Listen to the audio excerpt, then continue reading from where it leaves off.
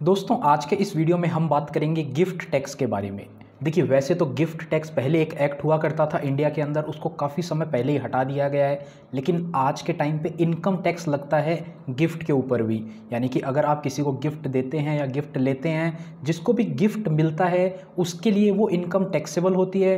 कुछ कुछ कंडीशन में वहाँ पे उसको टैक्स बेनिफिट भी देखने को मिलता है, यानी कि जिस भी पर्सन को गिफ्ट मिल रहा है उसके लिए वो गिफ्ट कंप्लीटली टैक्स फ्री हो सकता है। अब गिफ्ट क्या होता है उसके बारे में भी बात करेंगे, साथ ही साथ जानेंगे टैक्सेबल और टैक्स फ्री कब कब होता है, गिफ्ट पे टैक्स कैसे लगता है, कितना % लगता है। साथ ही साथ बात करेंगे शादी के ऊपर गिफ्ट में और बर्थडे पार्टी के ऊपर गिफ्ट लेन देन में क्या आपको बेनिफिट मिल जाता है। काफ़ी सारे लोगों को आपने देखा होगा शादी के ऊपर बहुत बड़े बड़े अमाउंट के गिफ्ट दिए जाते हैं, कुछ कुछ लोग तो प्रॉपर्टी फ्लैट वगैरह ही गिफ्ट कर देते हैं। उसी के साथ साथ बात करेंगे रिलेटिव से आपको गिफ्ट मिलता है तो उसकी क्या डेफिनेशन है, और गिफ्ट और लोन में क्या फ़र्क है। काफ़ी लोगों को इसमें नहीं पता होता है, वो बोलते हैं हमने किसी व्यक्ति को 1 लाख रुपए दे दिए तो अब उसको लोन माने या फिर गिफ्ट माने, इसमें भी बात करेंगे। साथ ही साथ बात करेंगे कैसे आप गिफ्ट की मदद से टैक्स बचा सकते हैं और किन पॉइंट का आपको ध्यान में रखना चाहिए अगर आप गिफ्ट दे रहे हैं या किसी को भी पैसा दे रहे हैं। पैसे को भी गिफ्ट माना जाता है या फिर कोई एक्चुअल में गिफ्ट भी हो सकता है।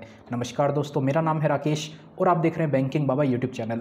चलिए आज की इस वीडियो को शुरू करते हैं। तो देखिए सबसे पहले बात कर लेते हैं इनकम टैक्स एक्ट के अकॉर्डिंग गिफ्ट की डेफिनेशन क्या है, क्योंकि जिसके बारे में बात कर रहे हैं उसकी डेफिनेशन पता होना जरूरी है। हमें तो पता है गिफ्ट क्या होता है, लेकिन इनकम टैक्स एक्ट के अकॉर्डिंग एक्चुअल में गिफ्ट क्या होता है। कुछ भी हो सकता है, कैश, कोई भी काइंड में यानी किसी भी प्रकार का गिफ्ट, कोई प्रॉपर्टी हो सकती है, कोई ज्वेलरी हो सकती है, चेक से ट्रांसफ़र किया हो पैसा, बैंक ट्रांसफ़र किया हो, यूपीआई कैसे भी आपने पैसा दिया हो। इमूवेबल प्रॉपर्टी भी हो सकती है, चाहे मूवेबल प्रॉपर्टी हो। इमूवेबल में क्या आ गया, फ्लैट, और जैसे कि अपन ने लैंड बिल्डिंग की बात करी वो सब इसमें कवर हो जाता है। अब गिफ्ट कब बोला जाता है, जब उसको किसी भी व्यक्ति को दिया जा रहा है, कब, विदाउट या फिर इनएडिक्वेट कंसिडरेशन। अब इसका मतलब क्या है कि बिना किसी पैसे के, यानी कि आपने किसी को गिफ्ट दिया, कुछ सामान दिया आपने, लेट्स से आपने 50,000 रुपये का किसी को गिफ्ट दिया। अब उस व्यक्ति से आपने उसके बदले में 50,000 रुपये नहीं लिए, या फिर आपने उससे बहुत ही कम प्राइस लिया, यानी कि 500 रुपये, 1000 रुपये, 1500, 2000 ऐसा प्राइस लिया आपने उसके बदले में, तो उसको गिफ्ट बोला जाता है इनकम टैक्स एक्ट के अकॉर्डिंग। अब वो पर्सन जो है, जिस भी पर्सन को गिफ्ट मिल रहा है उसको उसके ऊपर टैक्स देखना होगा और उसको ही टैक्स देना पड़ेगा। जो पर्सन गिफ्ट दे रहा है, यानी कि लेट्स से ये पर्सन है ए, ये है बी, इसने इसको गिफ्ट दिया। अब ए पर्सन ने गिफ्ट दिया, ए के ऊपर कोई भी टैक्स लायबिलिटी नहीं आती है। गिफ्ट किसको मिला, बी को मिला, तो बी को गिफ्ट पे जो टैक्स बनता है वो पे करना होगा। ए ने जब ये पैसा कमाया होगा उस टाइम पे उसको टैक्स दिया होगा, यानी कि ए की कोई सैलरी है 20 लाख रुपए, तो उसने 20 लाख रुपए में से कोई 5 लाख रुपए का गिफ्ट खरीद के बी को ट्रांसफ़र कर दिया। तो वो जो 5 लाख रुपए बी को मिले हैं ना, अब बी को इसके ऊपर टैक्स देखना पड़ेगा, बी को अपने हिसाब से टैक्स देना पड़ेगा। लेकिन ए ने जो 20 लाख रुपए कमाए उसको उसी टाइम पे टैक्स देना है। अब वो 20 लाख रुपए का क्या करे वो उसकी मर्जी है, उस पर उसको टैक्स नहीं देना होता है। 20 लाख जब उसने कमाए उस टाइम पे वो टैक्स भर देगा। अब बात कर लेते हैं टैक्सेबिलिटी ऑफ गिफ्ट। सबसे पहले बात करेंगे नॉन रिलेटिव से और फ्रेंड से। नॉन रिलेटिव कोई भी आपका रिलेटिव नहीं है, रिलेटिव कौन कौन होता है उसकी भी बात करेंगे, और रिलेटिव का ट्रीटमेंट क्या होता है उसके बारे में भी बात करेंगे। रिसीविंग गिफ्ट, इसको आपको income from other sources, income tax return file करते टाइम पे दिखाना होता है। जिसको भी गिफ्ट मिला है, कितने अमाउंट का भी मिला हो, भले ही 1000 का मिला हो, भले ही 10 लाख का मिला हो, इनकम टैक्स रिटर्न फाइल करते टाइम पे आपको वो अमाउंट जरूर से दिखाना चाहिए, आपको कितना अमाउंट मिला है, और स्लैब रेट के अकॉर्डिंग टैक्स लगेगा। अगर वो टैक्स फ्री है तो उस पर टैक्स नहीं लगेगा। स्लैब रेट मतलब अगर आपकी इनकम 5 लाख रुपए तक है तो कोई टैक्स नहीं है, उसके बाद में 5% रेट होता है। वो जो आपकी रेट चलती है उस अकॉर्डिंग ही टैक्स लगेगा, जैसे आपकी सैलरी पे लगता है या बिजनेस इनकम पे लगता है। उसके बाद में बात करते हैं कब कब गिफ्ट जो है टैक्स फ्री हो सकता है। तो जो गिफ्ट है नॉन रिलेटिव से अगर आपको मिल रहा है या फिर फ्रेंड से मिल रहा है, कितना मिल रहा है, अगर उसकी वैल्यू 50,000 रुपये से कम है, कैश हो, चाहे प्रॉपर्टी हो, ज्वेलरी हो, पेंटिंग हो, शेयर्स हो, कुछ भी आपको गिफ्ट मिल रहा है उसकी वैल्यू 50,000 से कम है तो वो टैक्स फ्री है। अब देखिए आपको किसी ने, ए व्यक्ति ने और बी व्यक्ति ने, आपको दो जनों ने गिफ्ट किया। इसने गिफ्ट किया 20,000 रुपये का कोई, इसने गिफ्ट किया कोई 40,000 रुपये का आइटम। टोटल कितना हो गया, 60,000। एक फाइनेंशियल ईयर में, अप्रैल से मार्च तक का जो फाइनेंशियल ईयर होता है उसमें टोटल 50,000 तक का गिफ्ट आपको मिलता है तो टैक्स फ्री है। ये आपको 2 गिफ्ट मिले ए और बी से, टोटल वैल्यू उसकी 60,000 है, तो इस कंडीशन में ये 60,000 जो है ना, ये पूरा का पूरा अमाउंट टैक्सेबल हो जाएगा, 100% टैक्सेबल। ऐसा नहीं है कि आपको 10,000 ही टैक्सेबल, नहीं, पूरा अमाउंट टैक्सेबल हो जाएगा, उसमें फिर वो 50,000 की डिडक्शन नहीं मिलती है। अब ये गिफ्ट कैश में हो सकता है, चाहे काइंड में हो सकता है। काइंड में मतलब कोई प्रॉपर्टी, ज्वेलरी, शेयर्स, इसकी मार्केट वैल्यू चेक की जाती है जिस दिन पे आपको मिला है, यानी कि शेयर्स आपको मिले हैं तो उसकी क्या मार्केट वैल्यू थी उस दिन पे, तो वो चेक किया जाता है। प्रॉपर्टी भी मिली है तो वो चेक की जाती है। कैश का तो अमाउंट आपको एज इट इज़ पता होता है। अब बात करते हैं रिलेटिव से अगर आपको गिफ्ट मिलता है तो उसका क्या ट्रीटमेंट है। 100% टैक्स फ्री है, कोई भी लिमिट नहीं है, कोई भी टैक्स नहीं लगता है अगर आपको किसी रिलेटिव से गिफ्ट मिलता है। अब ये रिलेटिव क्या होता है, आइए इसके बारे में समझते हैं। तो देखिए, इनकम टैक्स एक्ट के अकॉर्डिंग गिफ्ट की डेफिनेशन में रिलेटिव की डेफिनेशन दी गई है। गिफ्ट किस किस से मिल सकता है, आप देखिए ये इंडिविजुअल है, आपके स्पाउस का, आपकी जो लाइफ पार्टनर है वो, उससे आपको गिफ्ट मिल रहा है तो टैक्स फ्री होगा। पूरी लंबी चौड़ी फैमिली आ जाती है, सबको ही लगभग आ जाता है। अब यहाँ पर आपका कोई भी भाई बहन है, उसकी तरफ से आपको कोई गिफ्ट मिल रहा है, वो कम्प्लीटली टैक्स फ्री है। आपके स्पाउस का कोई भाई बहन है, वहाँ से आपको कोई गिफ्ट मिल रहा है, वो कम्प्लीटली टैक्स फ्री है। उनके स्पाउस का, आपका कोई भाई है, उसका स्पाउस यानी कि उसके लाइफ पार्टनर ने, यानी वहाँ से आपको कोई गिफ्ट मिल रहा है, वो टैक्स फ्री है।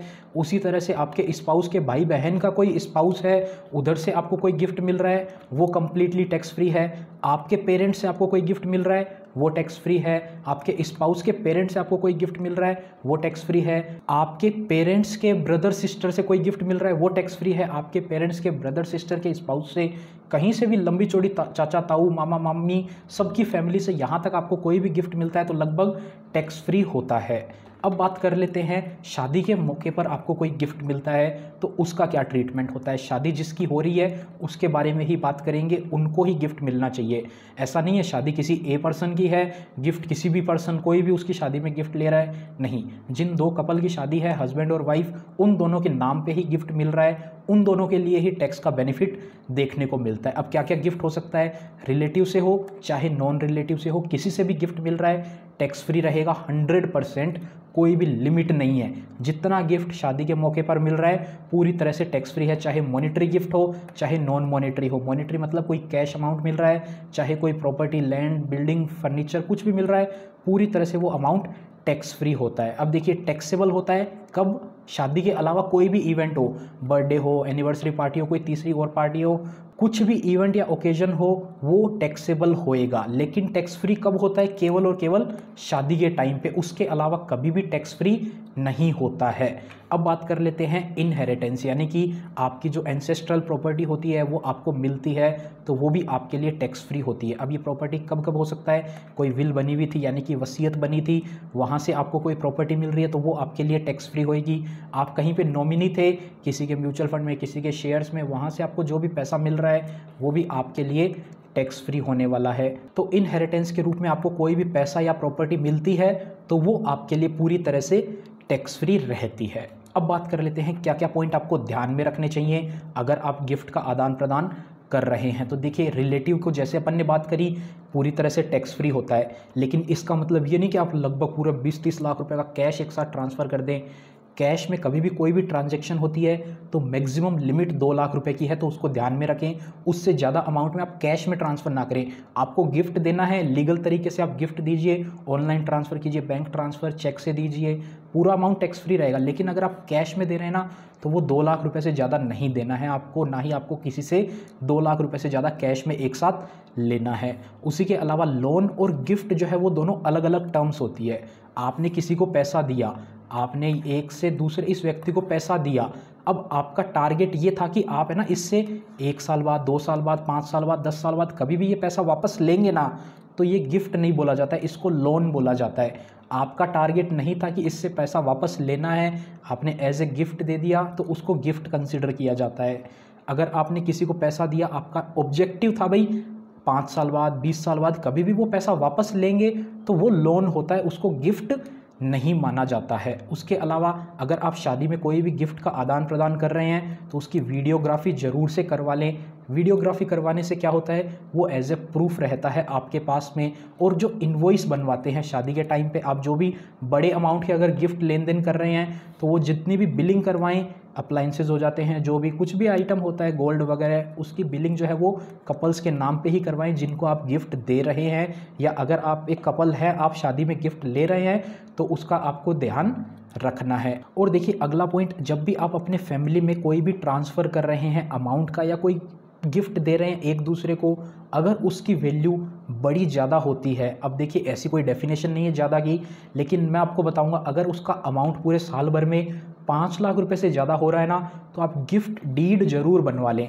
अगर आप 5 लाख रुपए तक ट्रांसफ़र कर रहे हैं तो ज़्यादा दिक्कत नहीं है, लेकिन बड़ा अमाउंट अगर आपने ट्रांसफ़र किया है तो गिफ्ट डीड बना लें। अब गिफ्ट डीड क्या होता है, आप गूगल करेंगे आपको मिल जाएगा, या फिर आप कहीं पे जाके अपने आसपास में कोई वकील के पास जाएंगे, उसको बना के एक स्टाम्प पेपर पे लिखवा के आप रख सकते हैं, एज ए प्रूफ रहेगा, क्योंकि आगे फ्यूचर में कभी भी कोई दिक्कत हो जाती है तो आपके पास रहेगा भाई ये गिफ्ट डीड के तरीके से आपने फ्री में पैसा ट्रांसफ़र किया है। और ऑलवेज़ इसको इनकम टैक्स रिटर्न में दिखाना है। अगर आपको कहीं से भी गिफ्ट मिला है उसको ज़रूर से इनकम टैक्स रिटर्न में दिखाएं, चाहे वो टैक्स फ्री है या टैक्सेबल है, जो भी है वो आपको उसको ज़रूर दिखाना चाहिए। अगर आप उसको नहीं दिखाएंगे तो दिक्कत हो सकती है। अब बात कर लेते हैं, एक क्लबिंग का प्रोविज़न होता है, यानी कि इनकम ऑन इनकम गिफ्ट से, यानी कि आपने क्या किया, आपने अपने पेरेंट्स को है ना जो गिफ्ट दे दिया, आपने अपने पेरेंट्स को गिफ्ट दे दिया 5 लाख रुपए का।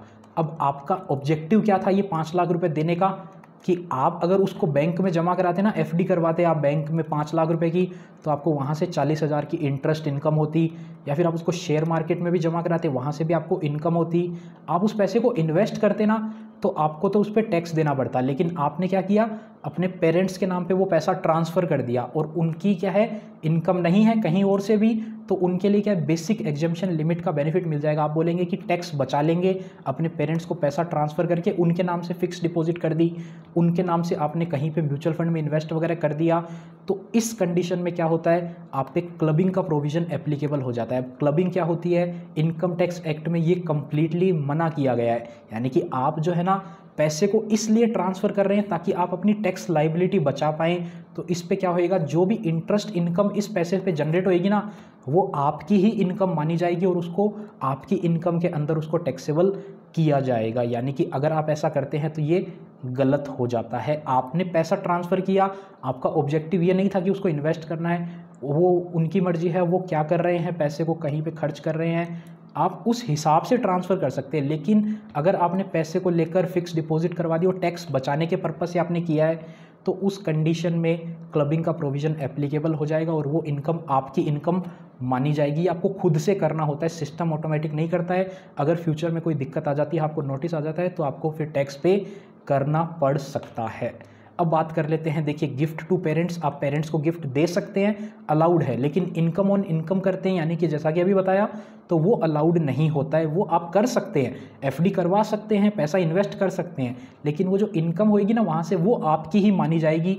अगर आपके पेरेंट्स अर्निंग नहीं है, आप अपने सन को या अपने डॉटर को भी गिफ्ट दे सकते हैं, वो भी कंप्लीटली अलाउड है, उसमें भी ये क्लबिंग वाला प्रोविज़न एप्लीकेबल होता है। उसके अलावा अगर आप गिफ्ट देते हैं डॉटर इन लॉ को, वो टैक्सेबल होता है। डॉटर इन लॉ को गिफ्ट दिया वो टैक्स फ्री नहीं होता है। और उसी के अलावा आप अपने माइनर चाइल्ड को कोई गिफ्ट दे रहे हैं तो वो भी टैक्सेबल होता है। आप अपने माइनर चाइल्ड के नाम पे कोई पैसा ट्रांसफ़र नहीं कर सकते, कर सकते हैं लेकिन टैक्सेबल होएगा, उसके लिए आपको टैक्स पे करना पड़ेगा। तो ये बात हो गई गिफ्ट के सारे प्रोविजंस की जो इनकम टैक्स एक्ट के अंदर दिए गए हैं। उम्मीद करते हैं आपको समझ में आया होगा। अगर वीडियो पसंद आई हो तो वीडियो को लाइक ज़रूर से करें। चैनल पर नए हैं, इसी टाइप का कंटेंट और देखना चाहते हैं तो चैनल को ज़रूर से सब्सक्राइब करें। मिलते हैं आपसे फिर किसी नए और इंटरेस्टिंग वीडियो में, तब तक के लिए अपना ख्याल रखिएगा। सब्सक्राइब ज़रूर से कर देना।